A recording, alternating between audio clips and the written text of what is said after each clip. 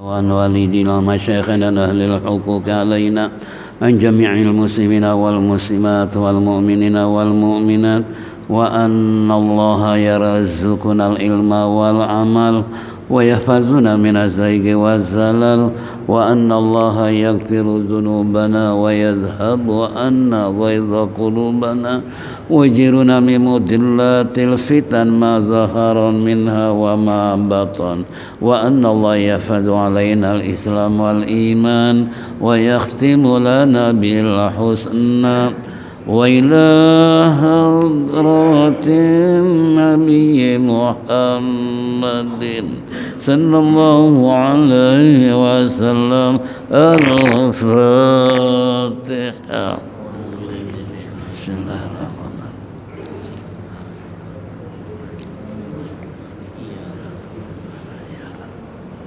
صراط المستقيم.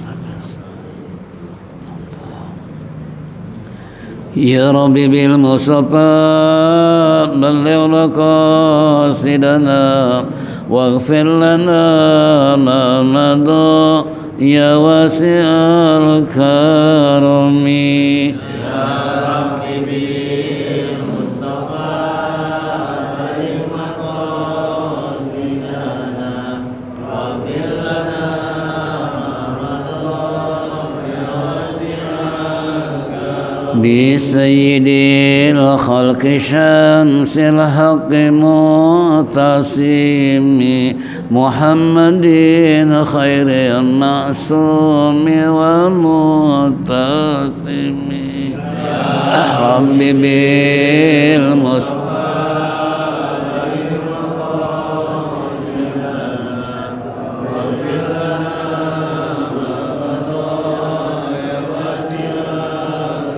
له فرارة حبيب الله حجته ومصدر الفضل والإرفان والكرم.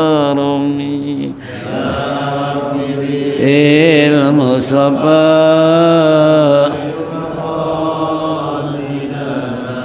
واغفر لنا ما مضى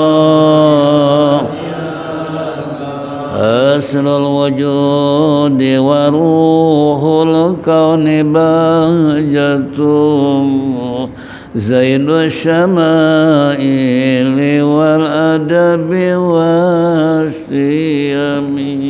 يا رب بالمصطفى بلغ مقاصدنا واغفر لنا ما مضى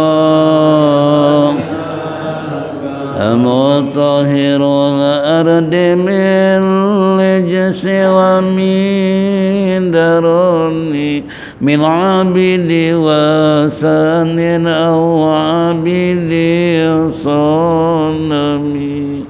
يا رب بالمصطفى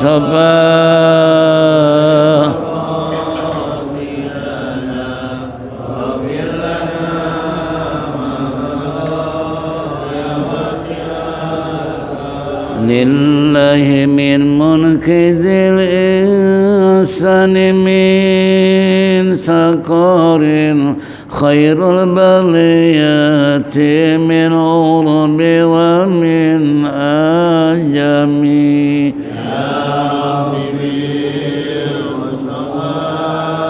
بلغ مقاصدنا واغفر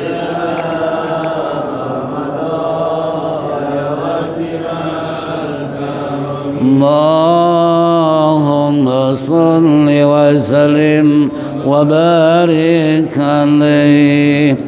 معاشر المسلمين والمسلمات رحمكم الله.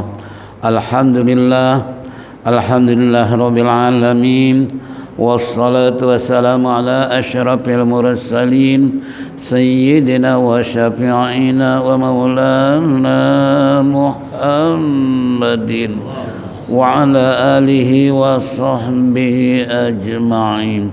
أما بعد فإن أصدق الكتاب الله خير الحديث هدي سيدنا محمد صلى الله عليه وسلم wa syarrul umuri muhdatsatuha wa kullu muhdatsatin bid'ah wa kullu bid'atin dhalalah wa kullu dhalalatin finnar. Wa qala al-musannif rahimallahu ta'ala wa adaman naf'a bihi wa bi ulumihi fid dharaini amin. Wa qala faslun, halaman 82. Ma'asyiral muslimin wal muslimat rahimakumullah. Kembali kita duduk bersimpuh bersama-sama di tempat yang mulia ini dalam rangka menindaklanjuti talim rutin ba'da subuh di hari Sabtu. Tentunya harapan kita mudah-mudahan apa yang kita lakukan semua ini mendapat ridha Allah Subhanahu wa taala, taufik dan hidayah, rahmat dan inayah selalu menyertai kehidupan kita sehingga kelak mati husnul khatimah. Amin ya rabbal alamin. Hadirin jamaah rahimakumullah, minggu yang lalu kita telah membaca apa yang terkandung dalam Al-Jawahirul Kalamiyah fi iqadi idlahi, yaitu Jawahirul Kalamiyah fi idahi aqidatul islamiyah. Kembali Risalatul Ma'awana halaman 82 paslun. Ini suatu pasal. Wa yambagi ayakuna wirdun min dzikrillahi ta'ala tahudduhu biwaqtin aw tasuruhu biadadin fala ba'sa bisubhati lidobtil adadi. Ini suatu pasal, sepantasnya, seyogianya kita memiliki satu wirid dari zikir Allah Subhanahu wa taala, kemudian yang engkau membatasinya, tahadduhu, membatasinya dengan waktu, atas ruhu, bahwa engkau membatasi wirid itu dengan bilangan, biadadi, dengan bilangan, fala ba'sa, maka tidak mengapa, tidak dosa, tidak apa-apa dengan menggunakan busubhati dengan tasbih untuk yaitu memastikan jumlah berapa yang kita baca.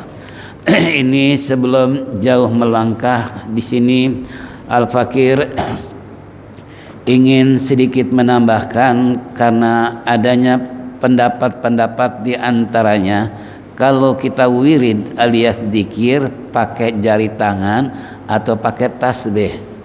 Sekarang kan tasbih ada yang terbuat dari bahan kayu, dari batu, bahkan ada terbuat dari tulang babi. Ini hati-hati nih, ya. Jadi tasbih ada yang dibuat dari tulang apa? Babi. Coba bayangkan. Nah, ini bahkan ada yang dari besi dan lain sebagainya. Nah, sekarang ada yang pakai jari, yaitu pakai ruas yang ada di tangan kita. Nah, tapi kalau kita sepintas tadi dengar bahwasanya untuk apa sih kita wirid alias zikir? Pertama dengan jumlah yang tertentu, yang kedua menggunakan alat supaya perhitungan tidak lupa. Apalagi kalau wiridnya tengah malam, terkadang tasbih mental kemana, palanya merem, sehingga jumlahnya bingung udah berapa jumlahnya. Makanya yang praktis sekarang pakai sistem digital ya, yang pakai pencetan itu tuh. Kali itu walaupun umpamanya kita ngantuk tertidur, angka tidak berubah sesuai dengan pencetan tadi ya. Ada yang bunyi, ada yang tidak bunyi. Kalau yang bunyi seperti anak ayam ya, tek tek tek, itu mengganggu orang juga, jangan. Kalau yang bagus sekarang beri praktis, dipencet tapi nggak kedengaran suara. Nah, ini zaman sekarang sudah bisa menghantarkan orang menghitung zikir dan wirid pakai alat seperti itu. Tapi zaman baheula pakai tasbih.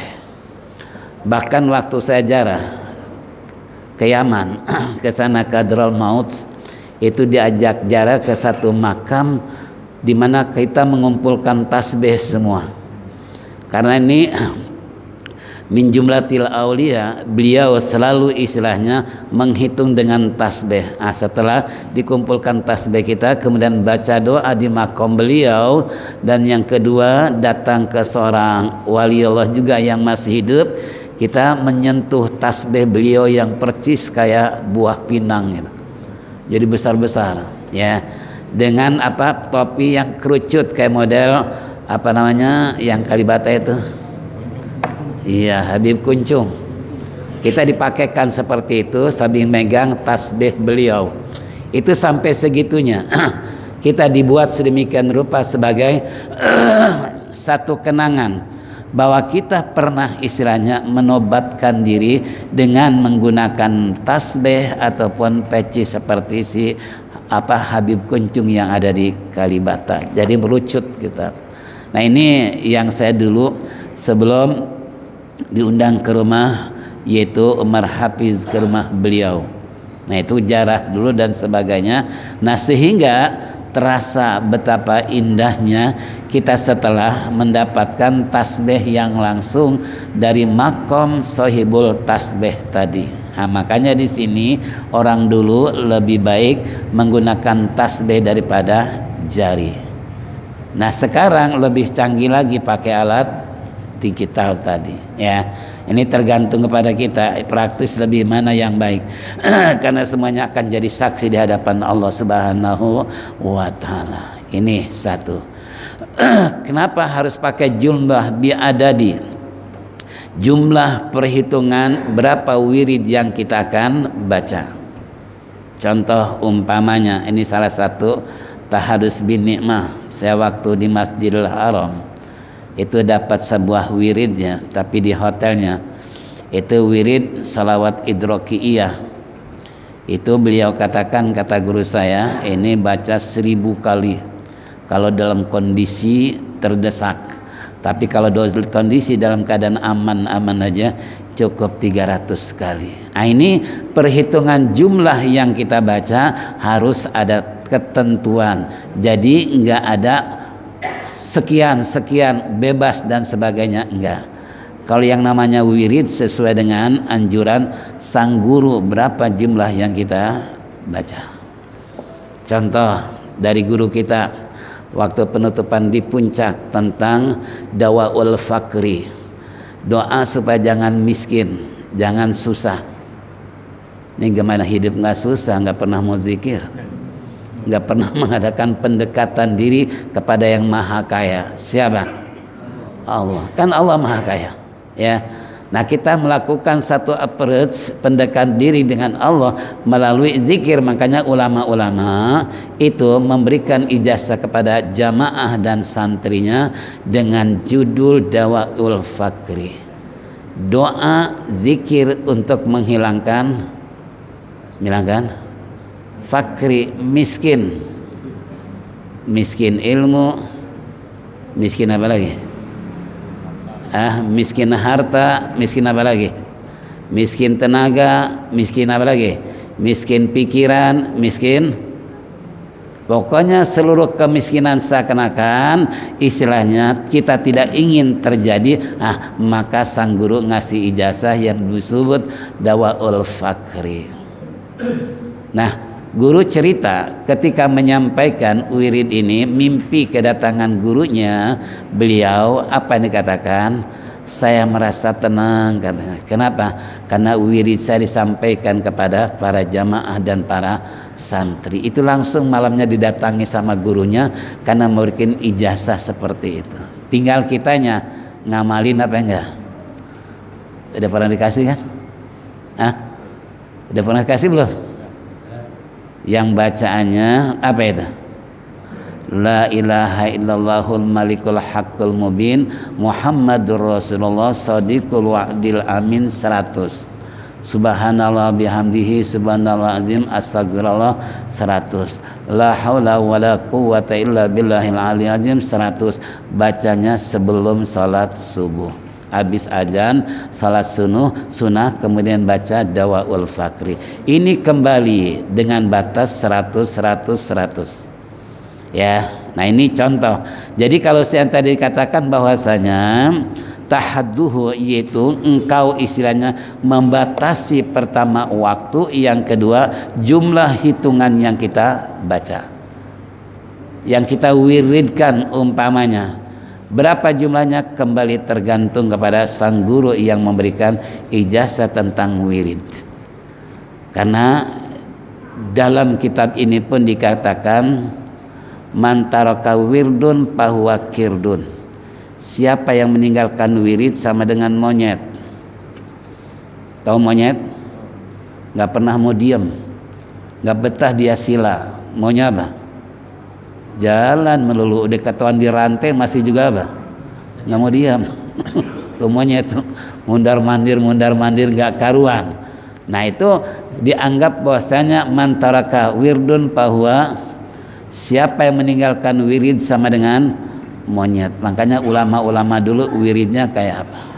Ya, terkadang semalam suntuk pun mereka kuat duduk.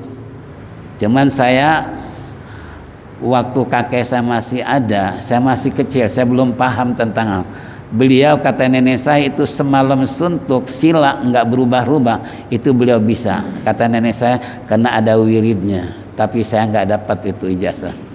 Ya, semalam itu duduk percis kayak dalang. Tuh dalang golek. Dalang golek pernah bangun nggak? Suka nonton ya? Itu kan kalau dalang oleh duduk itu nggak bangun-bangun sampai apa?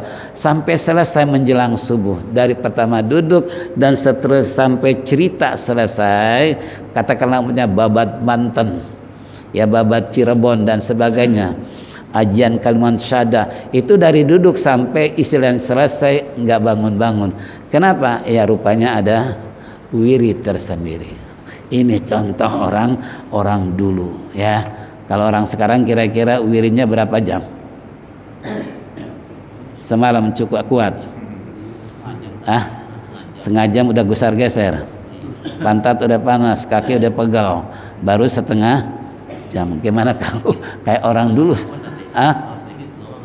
Kenapa? Iya, tapi sesuai dengan jumlah yang diberikan oleh guru.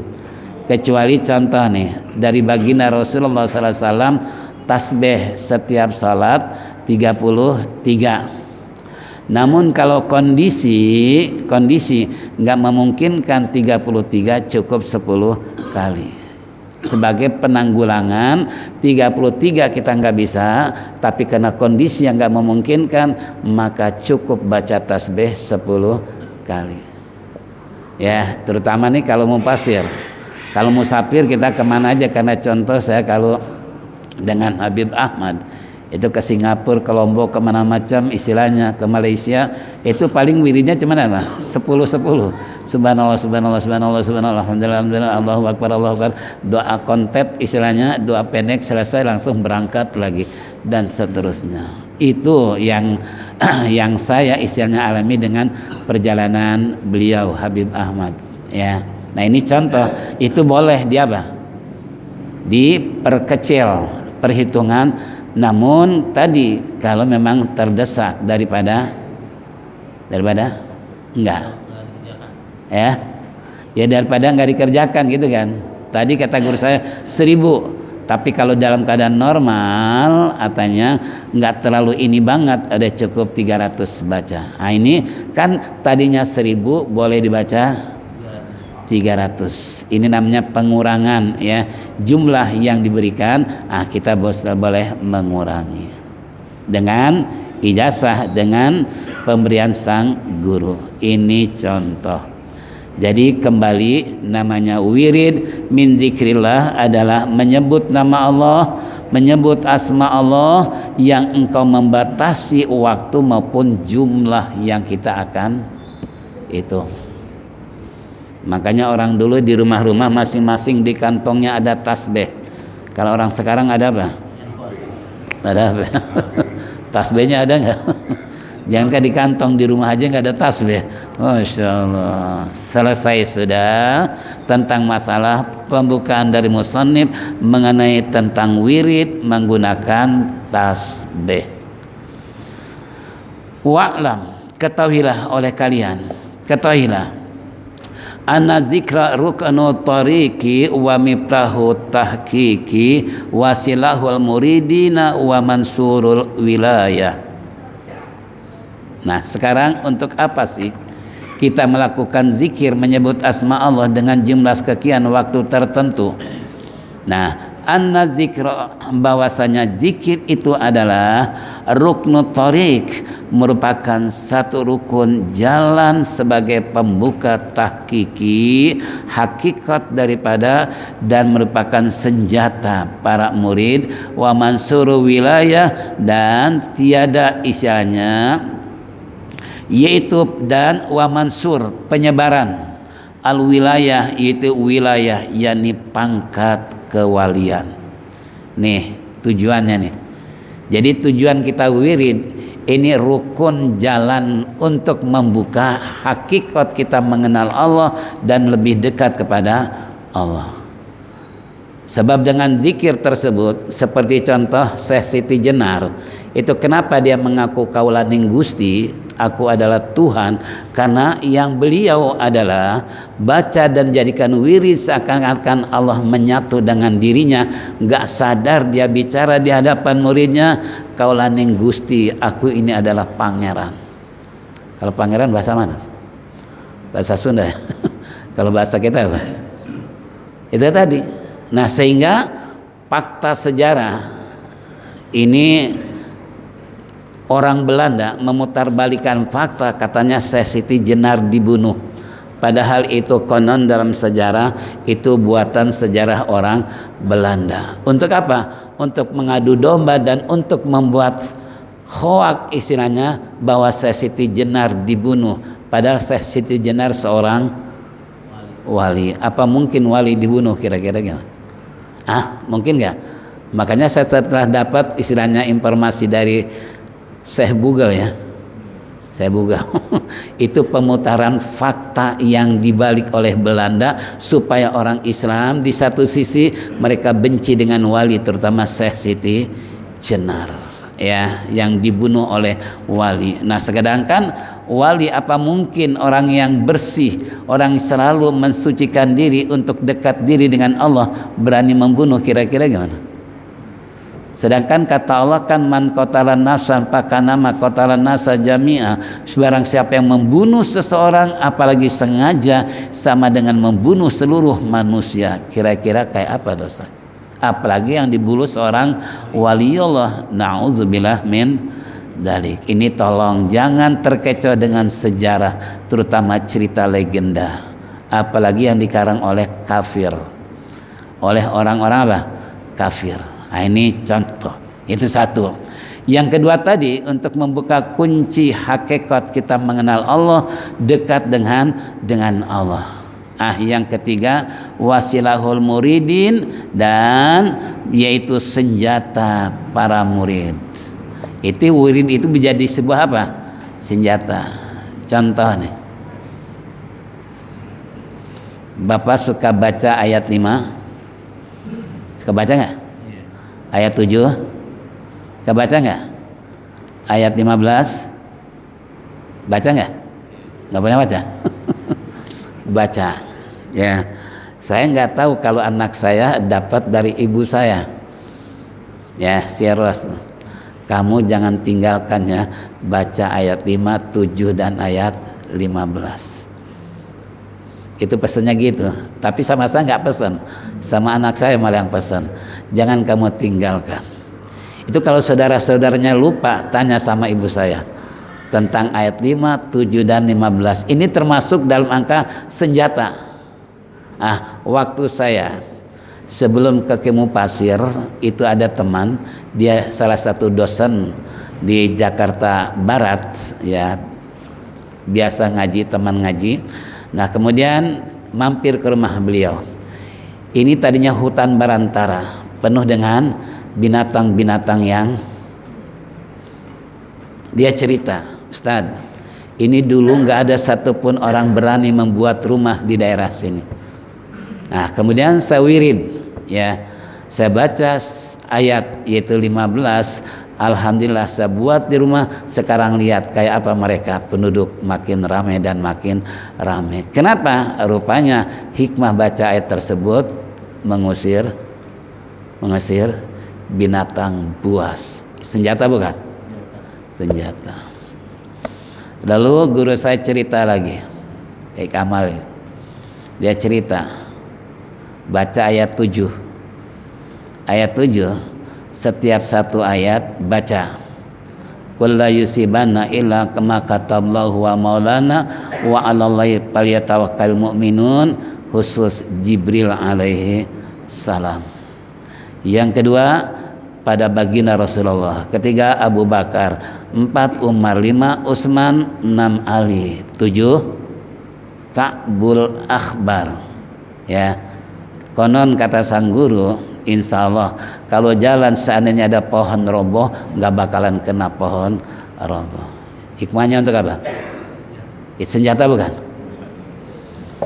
Itu kan, makanya di sini wasilahul muridin itu tujuannya memberikan wirid alias zikir tersebut adalah senjata buat sang murid supaya muridnya benar-benar mereka terhindar dari ini itu dan lain sebagainya. Malah saya pernah dulu waktu di pesantren Banten tuh, uak saya dia kepala pasar ya di daerah Jembatan 5. Kalau yang namanya kepala pasar kira-kira orangnya kayak apa? Pokoknya namanya senjata tembakan kayak golok, jangan harap akan kan gitu ya. Itu kalau dulu kepala pasar dulu begitu. Nah ini dia cerita, war sirane waderbe cerita, saya punya cerita. Rupanya dia suruh ngamalin Habib apa namanya hijib bahar ya. Apa hijib bahar? Hijib yang kalau diamalkan, kakek apa wawasa cerita dulu di sini ada orang kaya tapi hobi wirid. Ini dia menemboki punya rumah yang begitu mewahnya, banyak duit, banyak sawahnya, beliau wirid dengan wirid bahar. Begitu para perampok dulu kan yang mana daerah kan perampok masih apa? Jawara masih banyak. Dia wirid al-bahar. Begitu wirid al-bahar, pagi-pagi banyak orang yang renang di halaman rumahnya, padahal itu bukan air, tapi debu, tanah gitu kan. Nah kenapa dianggap oleh mereka si rampok tadi itu sebuah lautan? Dia masuk ke rumah orang yang wirid bahar tadi seakan-akan di depannya penuh dengan air sehingga dia renang, padahal sehingga pagi-pagi masyarakat heboh, kok di rumah depan Pak Haji ada orang pada renang, padahal bukannya air tapi apa? Setelah mereka teriak, Haji itu di depan banyak yang renang, kenapa mereka begitu? Biarin aja ntar biar capek sendiri. Itu ternyata apa? Wirid hijib bahar yang dianggap orang perampok penjahat sebelum masuk dianggap di halaman rumahnya bagaikan apa? Air. Itu contoh senjata bukan? Senjata. Ya banyaklah ya, hijib nasr segala macam orang-orang dulu tuh pasti semua punya. Kenapa? Dalam kondisi penuh dengan jawara dan menghadap, yaitu tentara-tentara Belanda yang bengis dan sadis. Itu orang dulu. Orang sekarang ya, makanya ulama-ulama tuh kiai-kiai dulu nggak sunyi daripada apa? Dari wirid ya. Nggak mungkin seorang kiai kalau nggak punya wirid. Nggak mungkin seorang ulama dia nggak pernah melakukan satu thariqah yang sebagai pembuka alat untuk mengenal Allah secara hakikat maupun ma'rifat, apalagi merupakan senjata dengan tangan kosong.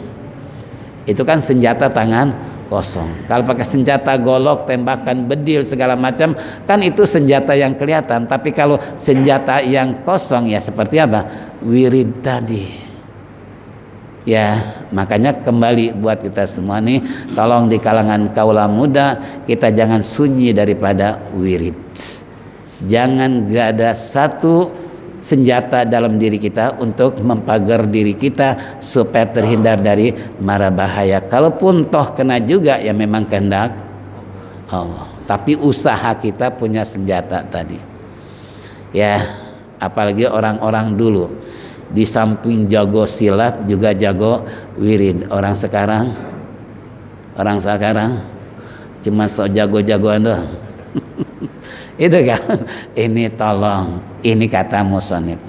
Nah, yang kedua tadi, yang ketiga.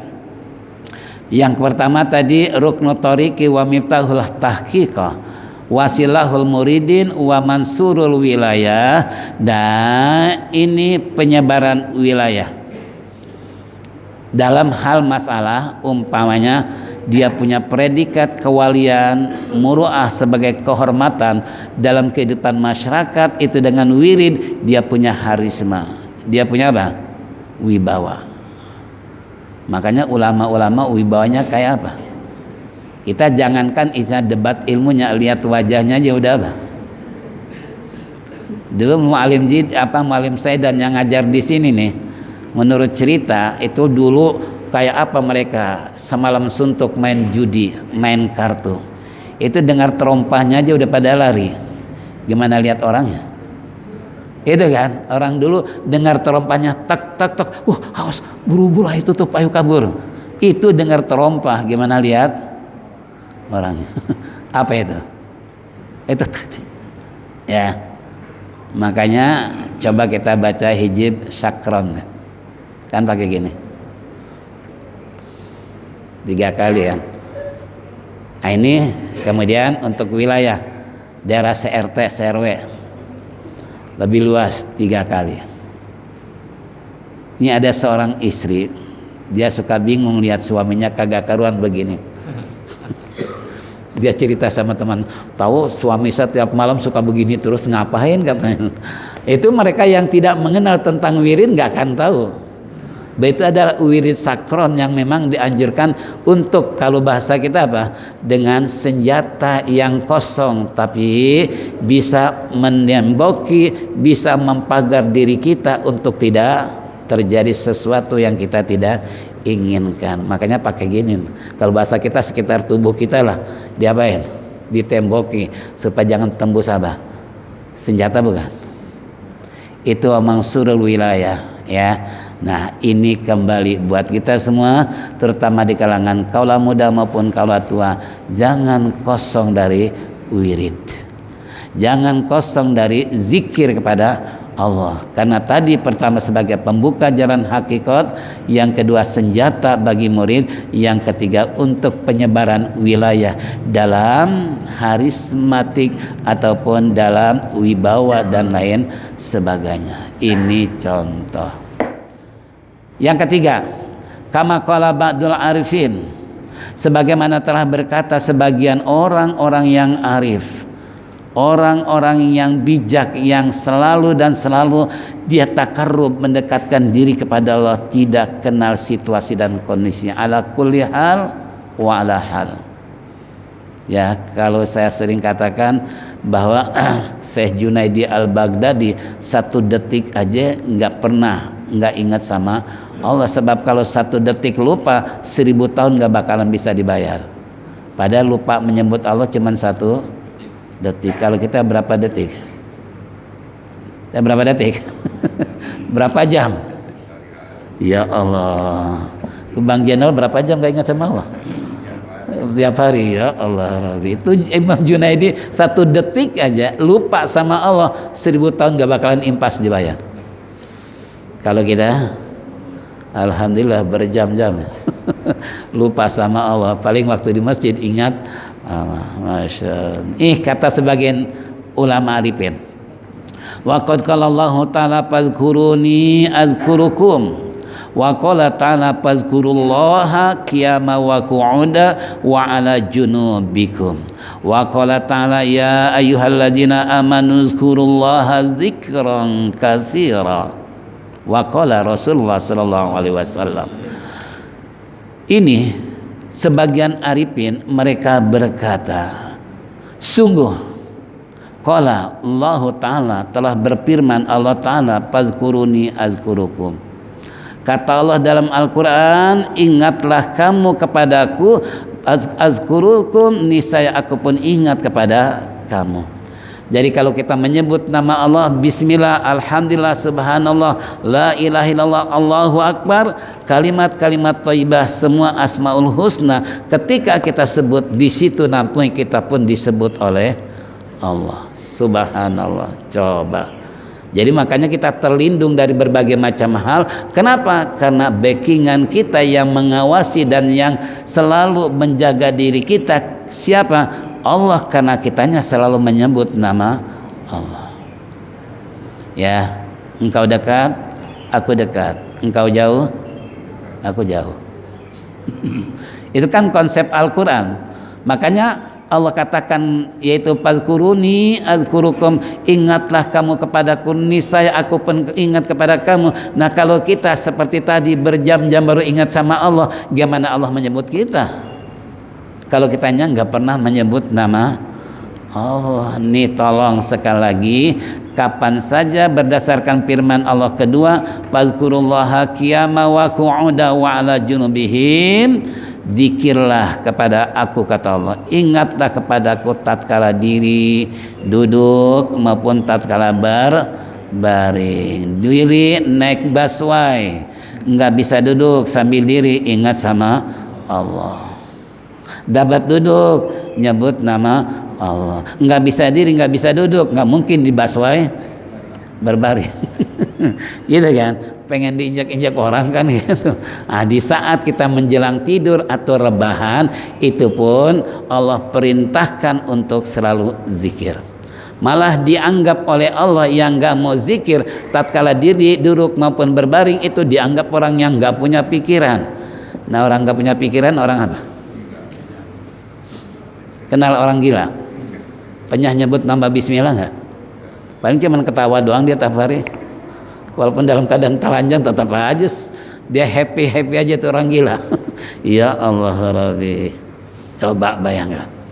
Nah, ini kata Allah kan ayat sebelumnya, inna fi khalqis samawati wal ard wa ikhtilafil laili wan nahari la ayatil liulil albab allazina yadhkurunallaha qiyama wa qu'uda wa ala junubikum wa yatafakkaruna fi khalqis samawati wal ard rabbana ma khalaqta hadza batila subhanaka faqina adza. Ini ayat lengkapnya seperti itu. Sesungguhnya dalam penciptaan langit dan bumi, pergeseran antara siang dan malam, di situ ada tanda-tanda kebesaran Allah bagi mereka yang punya pikiran. Siapa yang punya pikiran dianggap oleh Allah? Allazina yazkurunallaha qiyama wa qu'uda. Yang punya pikiran adalah orang yang sebut nama Allah tatkala diri maupun duduk ataupun berbaring. Berarti kesimpulan ayat, kalau orang nggak pernah menyebut nama Allah, makanya dianggap sebagai orang yang nggak punya. Ada di sini? Ada nggak? Hati-hati, jangan lepas untuk tidak menyebut nama Allah. Ya, berjalan ke pokoknya kapan dan di mana saja. Ya, kecuali di tempat yang terlarang kita untuk zikir. Kan nggak mungkin kalau di WC sambil zikir. Mungkin nggak kira-kira? Paling ketika mau masuk doang gitu kan, dan setelah keluar zikir kepada Allah. Tapi di saat kita nya kan nggak mungkin sambil la ilaha illallah. Itu namanya pelecehan gitu kan. Itu naudzubillah. Yang ketiga, masih ada waktu berapa menit lagi? 14 menit lagi. Lalu yang ketiga, wa qala ta'ala ya ayyuhalladzina amanu zkurullaha dzikran katsira. Hai orang-orang beriman, ingat kepada Allah zikran katsira, dengan menyebut yang banyak. Nah, kalau tadi ada batasan-batasan zikir yang diijazahkan oleh guru 1000 kali, 300, 100, 50, 41 dan seterusnya umpamanya. Nah, di luar daripada alur atau jalur yang diijazahkan oleh sang guru, maka kita diperintah oleh Allah uzkurullaha zikran katsira. Perbanyak menyebut nama Allah, enggak ada batasnya. Ya, seperti baca Quran, ada batasnya enggak? Dari Al-Baqarah sampai Anas, kan enggak ada batasnya. Berkesinambungan, bermata rantai. itu menyebut nama Allah juga kan, baca Quran nyebut nama Allah gitu kan. Nah cuman tadi wirid-wirid yang telah kita terima dari sang guru itu ada batasan, tapi zikir yang umum silahkan tanpa batas. Jika selesai zikir kita bukan berarti mulut harus berhenti. Katakan wirid tadi ya, saya pun bisanya 1000 dulu waktu naik Gua Hiro, sorenya dikasih, jam 3 berangkat ke Gua Hiro. Saya bilang, guru, ani mau amalin nih sekarang, mau ke Gua Hiro. Oh ya, nggak apa-apa, pakai amalin. Udah, saya naik dengan Pak Komar, dengan Pak Heri, bertiga. Pak Heri nggak sanggup karena begitu berebut orang mau ke Gua Hiro. Tapi Pak Komar mendesak saya, tanggung basah kita, harus ke Gua Hiro. Ya udah, kita sambil wirid dari sang guru. Ini contoh, itu senjata. Ya, 1000 meter itu ketinggian Gua Hiro. Mau nggak mau jam 3 malam, kira-kira kondisi lagi apa? Angin bertiup kencang, tubuh dingin dengan udara di daerah Gua Hiro. Nah ini kayak apa kira-kira? Nah kembali tadi dengan kekuatan dan senjata apa? Wirid. Ya contoh. Ini kembali, ini pengalaman. Makanya kata Allah, kalau zikir memang sudah selesai, tambah dengan wirid-wirid yang lain. Bukan berarti kita harus bungkam 1000 bahasa untuk tidak menyebut nama Allah. Na'udzubillah min. Baiklah, kita break dulu sejenak.